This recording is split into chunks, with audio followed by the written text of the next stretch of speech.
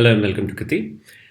Let's take a look at the P2P process, also known as purchase to pay or procure to pay. So this process begins with the identifying the need to acquire the goods or services from the external suppliers. So the process involves the various steps to identify which product that you need, and it could also be originating from the sales order itself when the customer places the orders and then you run out of the stock, and thereby, depending upon the threshold of the inventory, you might want to create automatic back order, and this could be one of the process that gets initiated from the sales order itself. So in terms of the steps in the process, and you can see on the slide, although we have like creation of the new supplier, creating the product, and managing the inventory levels, etc. But the key process itself will begin with the creation of RFQ, and that's out of the identifying the need to procure the product. That could be initiated by the customers themselves as a part of the after the purchase.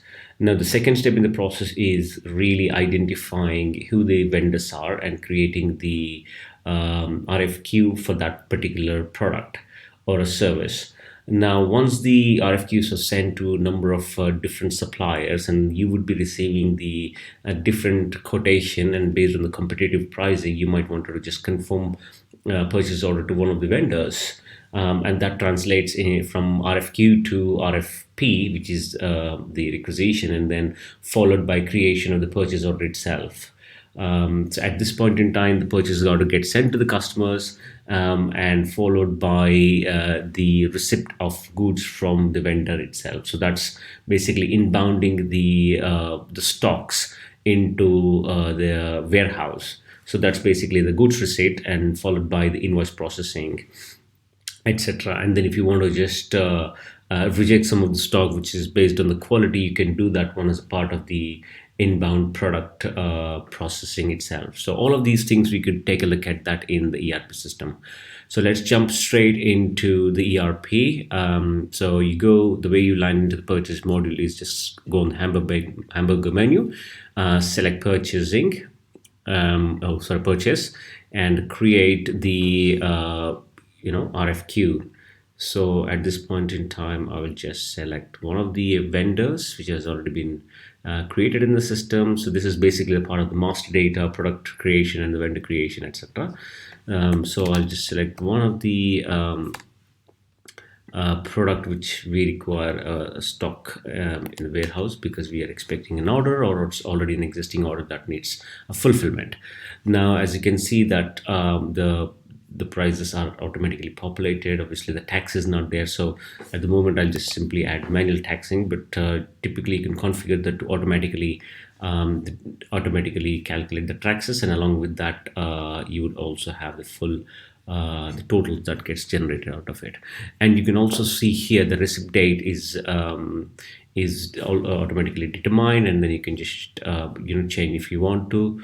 All of that. So there's a 10 days lead time depending upon the vendor, and that's why you see the receipt date is calculated today plus 10 days. So let's go ahead and select that date, and then I will just confirm the RFQ. Now, at this point in time, you can just send an email to the vendor, which means that RFQ will be sent to the vendor either physically or via the email. That's an option that you can do. So the print and email provisions are there, just like any other module itself.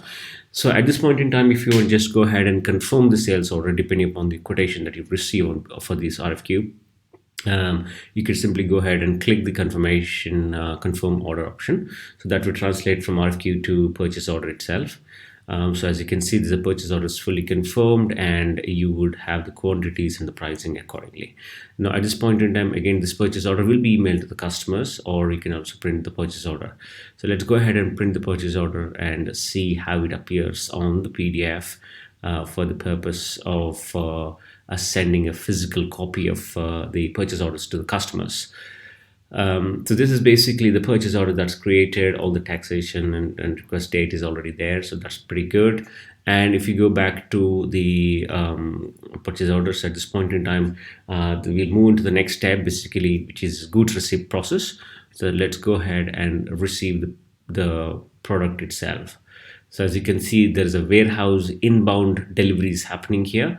So the demand is for two quantity, and we haven't got anything done yet. So you could be, confirming that quantity that we received at the warehouse levels, and they can print the labels and assign all of those quantities onto the warehouse. And once you go back to the inbound delivery document, you will see there is a quantity that's fully done. And if there's a serialized products, you might have to want to go to allocation and allocate the serial numbers according to the stock that you receive. Now, at this point in time, this is simply a non-serialized products, and thereby we don't need that step to process. So this is fully complete in terms of the inbound delivery, and you can print the labels as well as you need. Right. So we'll go into the purchase order itself, where the goods receipt is fully complete. So that's pretty the final step before we actually start generating the customer bill. So this is now part of the accounting department. The warehouse actions are complete. So let's go ahead and create the bill for the customers to process their invoice. So let's go back and say, okay, I've just got that one, and then the bill is generated, and then the account postings are automatically set. Now I'll just go ahead and confirm the vendor bill, and that gets paid as well. So it's important that we process all those payments on time in order to manage the overall P2P process more efficiently. And it's very crucial for the organizations to ensure they are obtaining the goods on time at a competitive prices, and also the payments are made in time. So ensure that there is a standards that's maintained by the system, right? Okay, so at this point in time, as you can see, the bill is generated, and then it's just about physically payment processing. So we'll just go ahead and create the payment record. This is accounting, registering all the payments have been processed to the customers. Now, all of these things, the generation of the bill, sending the bill to the vendors, and processing the payments is a background action. You don't have to do it physically. It's all can be automated via the cron jobs, and it will automatically be taken care. So the only areas where you need to really think about is goods receipt into the warehouse. That's the only manual action. But other than that, creation of the RFQs could be automated from the sales order itself, depending upon the inventory threshold. The purchase order can be issued depending upon the approval levels that you can set. There's an approval process also that you can go through. And once that's automatically created, the goods receipt into the inventory needs to be manually validated. That's one of the steps that you need to go through in order to make sure the quality of the stock is correct. And if you want to reject any items which are not as per the standards, you can do that one and only receive the partial items. Now, at the back of that one, you have a provision to go ahead and confirm the inbound delivery and the items, and followed by all the billing document and payment processing. All of that is automatically been taken care. All right. So this is about the purchase to pay or procure to pay process. I hope this was helpful. Thank you very much.